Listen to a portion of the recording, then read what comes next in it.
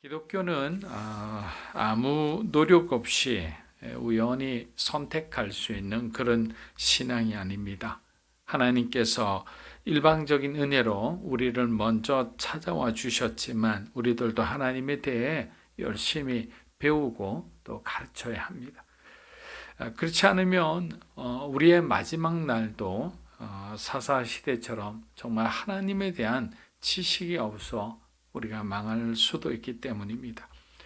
그래서 오늘날 대부분의 개신교 신자들은 교리 문답과 문답식 교육을 우리가 세례 교육할 때 그때 잠깐 하고 그리고 두 번 다시 사실 돌아보지 않습니다. 그래서 일부 신학자와 목회자들은 문답식 교육 과정에 부활을 놓고 기도하고 있다는 얘기도 들립니다.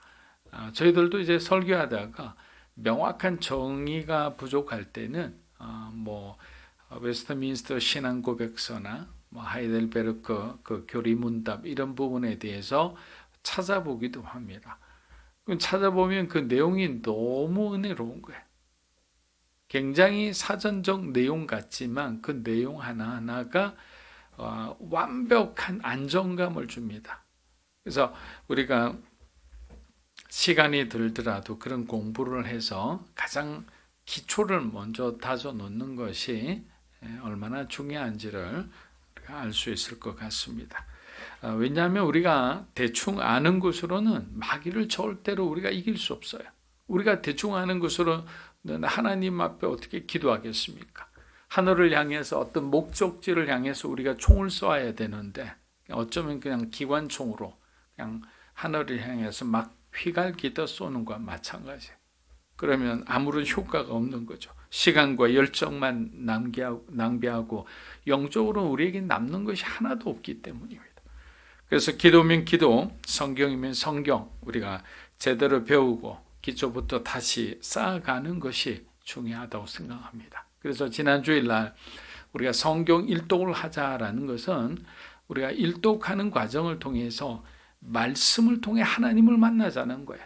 그러니까 어떤 경험도 아니고 어떤 누구의 어떤 간정도 아니고 어떤 다른 사람의 하나님이 아닌 내가 말씀 속에서 또 기도 속에서 만난 하나님, 그분이 나를 지켜주는 거예요. 그분이 내가 어떤 상황을 끝까지 인내하고 그 고지를 향해 마지막 정상까지 올라갈 수 있도록 힘을 주시는 분인 거예요. 저도 군대에서 지리산을 너무너무 많이 올라가서 이제는 너무 질렸지만 항상 고지까지 올라가려면 그 위기의 순간이 여러 포인트가 있어요. 여기서 여기까지만 해도 충분한데 라는 생각할 때가 많이 있어요.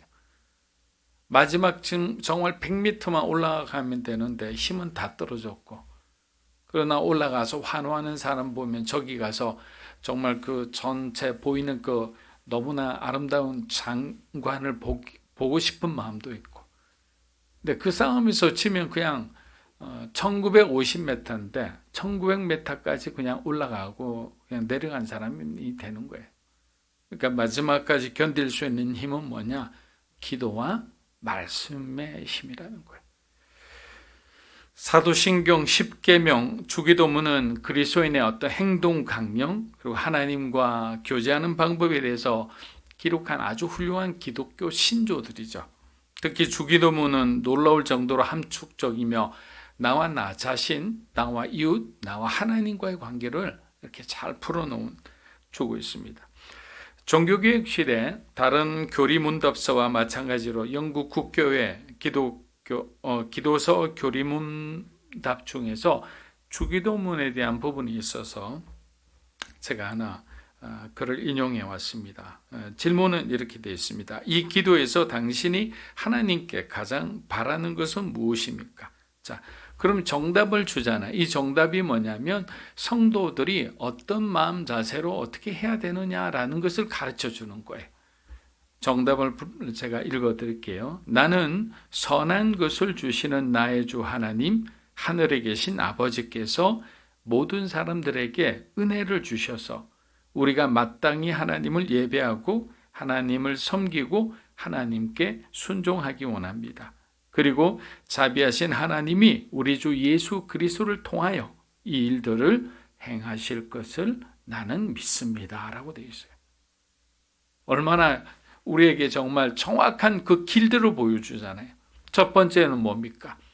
우리가 기도해야 할 대상은 하늘에 계신 아버지라는 거예요. 하늘에 계신 아버지께 기도하는 것이 얼마나 중요한가. 그리고 두 번째는 뭡니까? 하나님이 우리에게 은혜를 주셔서 예수 그리스도를 통하여 우리의 모든 청원하는 모든 것들, 그것을 이루어 주시겠다라고 하는 거예요. 그래서 우리가 예수 이름으로 살아간다는 것은 참 어렵게 들리지만 예수 이름 안에 모든 약속과 모든 축복이 있기 때문에 예수를 통하여 우리가 걸어가는 그 길을 우리가 찾아야 하는 거예요. 누가복음 11장 우리 1절 한번 읽어보겠습니다. 예수께서 한 곳에서 기도하시고 마치심에 제자 중 하나가 여짜오되 주여 자기 제자들에게 기도를 가르친 것 같이 우리에게도 가르쳐 주시옵소서. 자, 예수님의 제자가 중 하나가 예수님께 와서 뜬금없이 어떻게 기도해야 하는지 가르쳐 달라고 합니다. 자, 예수님이 그동안 얼마나 그 제자들 앞에서 기도하는 모습을 보여줬습니까? 아침이고 또 정오에도 기도하시고 또 한밤에도 홀로 가서 한적한 곳에서 기도하시고, 그래서 예수님은 그냥 기도의 달인이셨고 기도가 예수님의 삶이었어요. 그런데 그런 수많은 기도하는 모습을 보고도 제자들이 기도를 가르쳐 달라고 하지 않았어요, 그동안. 그러나 이전에 어떤 일이 있었냐면 예수님이 제자들을 보내서 지방으로 보내서 전도하게끔 전도 훈련을 시켰어요. 근데 막상 가보니까 어떻게 돼요? 기도 외에는 어떤 역사도 일어나지가 않는 거예요. 기도하지 않으면 하나님의 일을 감히 감당하지 못하겠는 거예요.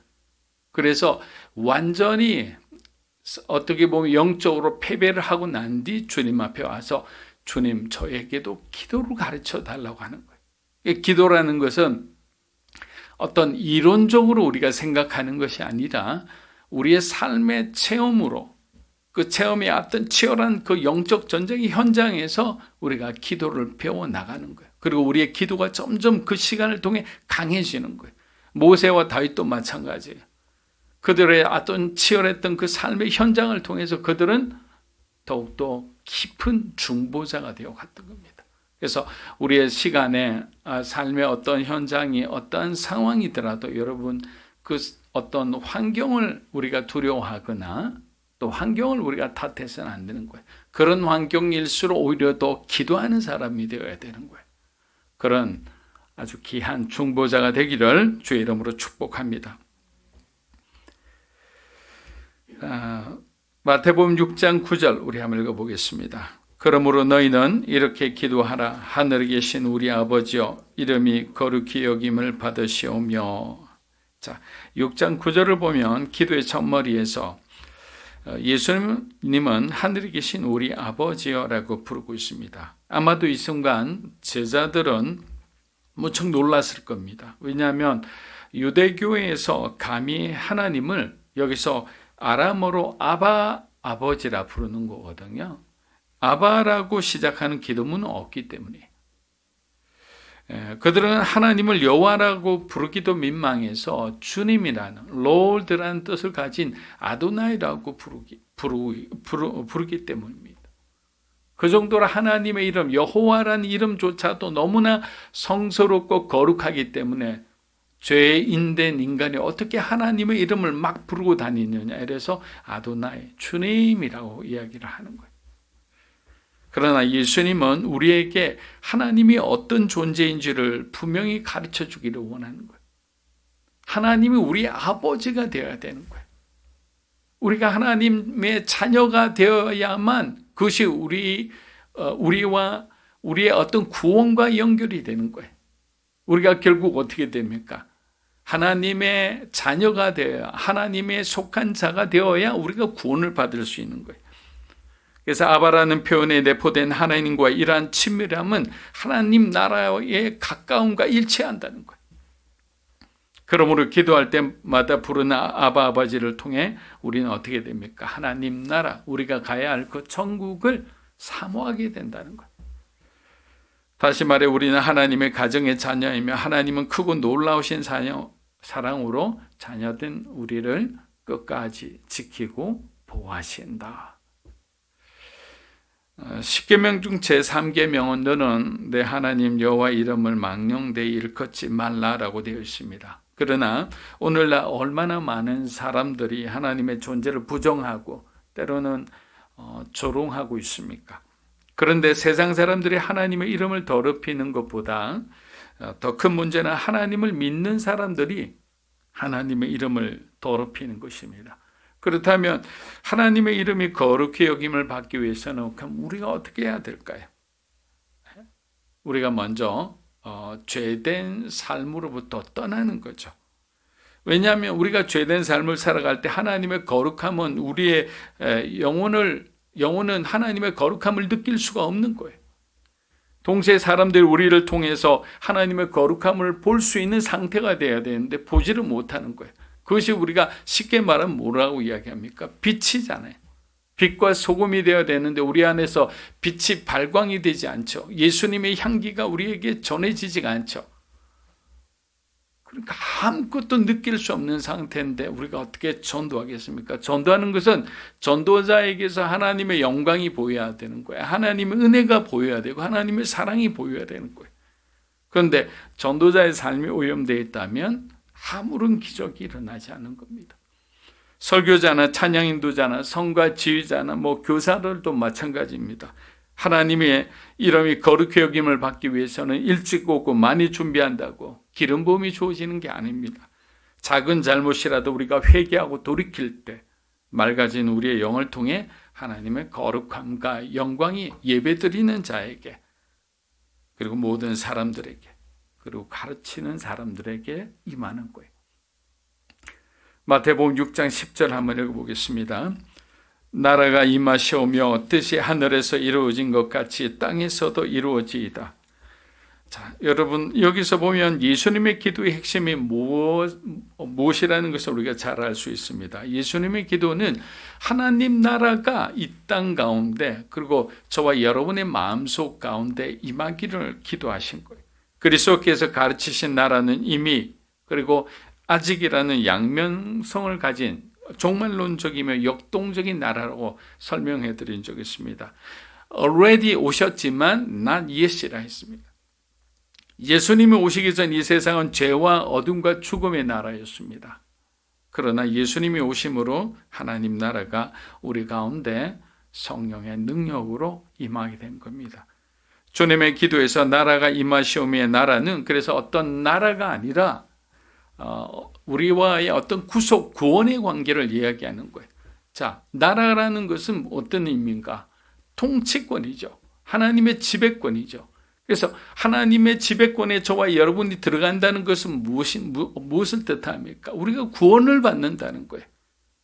영적으로 우리가 구원을 받는다는 거죠. 우리의 영혼이 구원을 받는다는 거죠. 그것만으로 끝나지 않죠. 우리의 삶의 구원도 하나님께서 지키고 보호해 주신다는 거죠.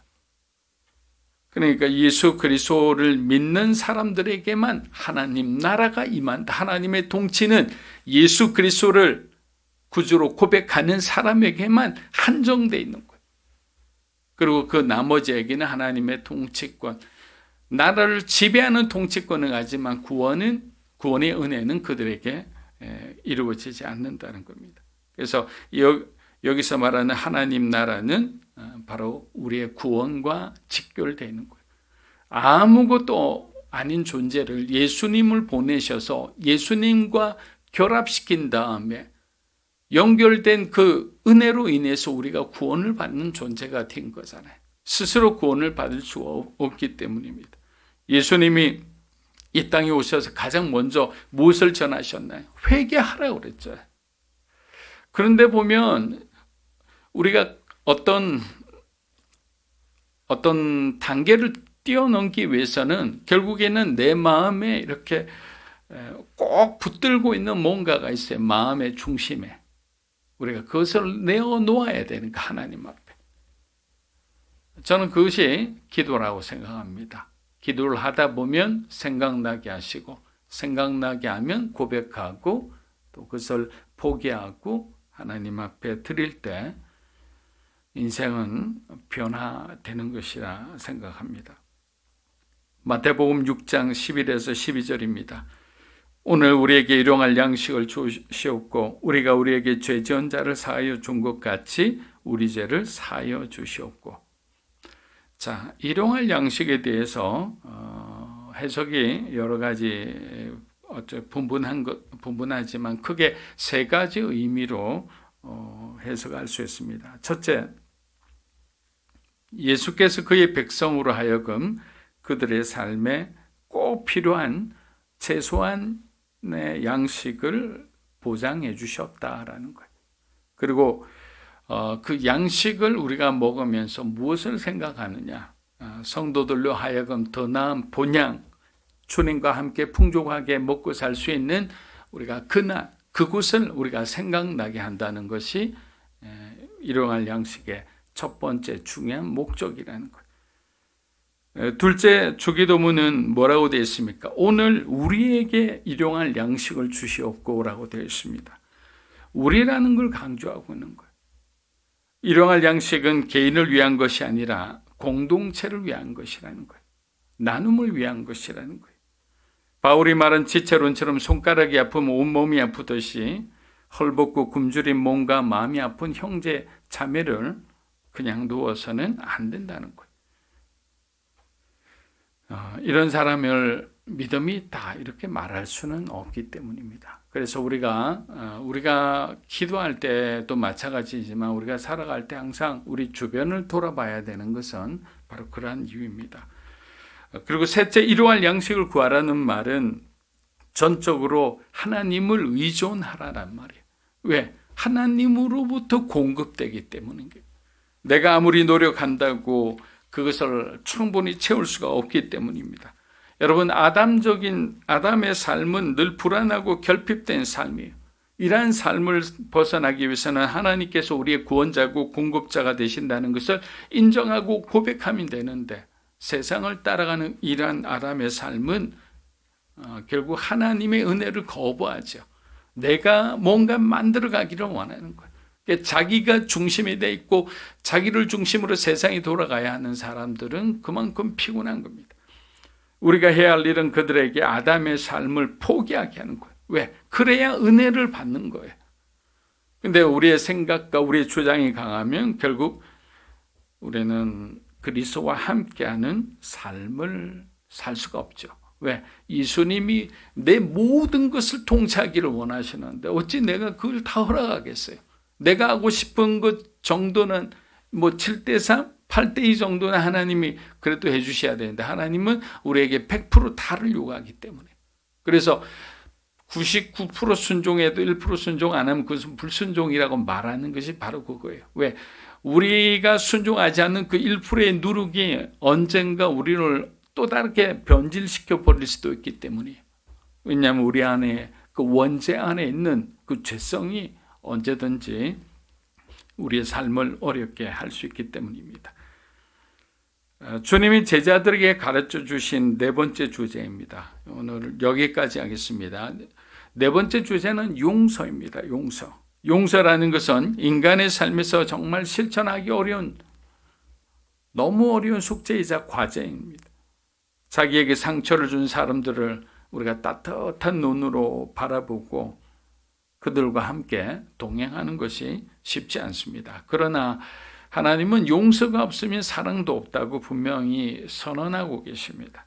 우리가 다 같이 경험하는 것처럼 그처럼 큰 용서와 사랑을 받고 눈물을 흘리며 감격하지만 실제로 우리가 다른 사람을 용서하고 사랑하는 것이 얼마나 어렵다는 것을 알죠. 자, 내가 하나님 앞에 받는 그 용서는 당연한 거예요. 너무나 감사한 거예요. 그런데 나는 1만 달란트 정도의 빚을 탕감받고 하나님 앞에 용서를 받았는데 겨우 100데나리온 빚진 자에게 내가 그를 엄히 꾸짖고 그를 학대하기 시작하면 하나님은 그것을 보고 불공평하다는 거죠. 너를 내가 죄에서 구원해서 하나님 나라에 들어갈 수 있도록 해주었는데 너는 정말 가장 작은 자, 없는 자, 기댈 데 없는 자, 그 사람을 네가 그렇게 멸시하고 또 그렇게 학대하고 핍박해서 되겠느냐.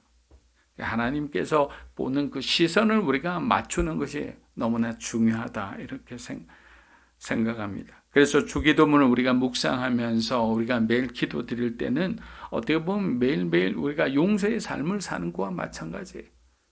그래서 하나님 앞에 나의 죄를 용서받고 또 내가 누군가를 용서하지 못한 사람들이 떠오르면 우리가 주기도문을 우리가 외우면서라도 그 시간에 그 사람을 용서할 수 있는 마음이 들 수밖에 없는 거예요. 왜? 그렇게 고백하게끔 예수님이 가르쳐 주셨기 때문에. 자, 우리가 지금 이렇게 주기도문을 짧게 공부하지만 중요하게 우리가 생각해야 되는 것은 이것은 누가 가르쳐 주신 기도입니까? 예수님이 가르쳐 주신 기도예요. 제가 여러분에게 그냥 이렇게 해라고 하는 것이 아니라 예수님이 우리에게 어떻게 살아야 하는지, 이러한 양식은 누구로부터 공급이 되는지, 너희들이 악에서 정말 악으로부터 또 죄로부터 그 모든 것이 자유케 되기 위해서는 어떻게 살아가야 하는지, 결국에는 예수 그리스도의 이름으로 기도하는 겁니다. 2023년이 시작된 지도 이제 하루밖에 되지 않았지 않습니까? 앞으로 다가올 올 한 해는 여러분이 얼마나 하나님 앞에 무릎 꿇고 기도하느냐에 달렸다고 생각합니다. 주기도문의 가르침대로 우리가 하나님 사랑, 이웃 사랑을 실천하고 우리 매일매일에 정말 작은 것이라도 하나님 앞에 의탁하고 살아간다면 신실하신 주님께서 저와 여러분을 세상의 그 모든 유혹과 악과 시련과 고난으로부터 지켜주시리라 믿습니다. 그리고 여러분의 기도 가운데 오늘 성령의 기름 부음이 넘치기를 주의 이름으로 축복합니다.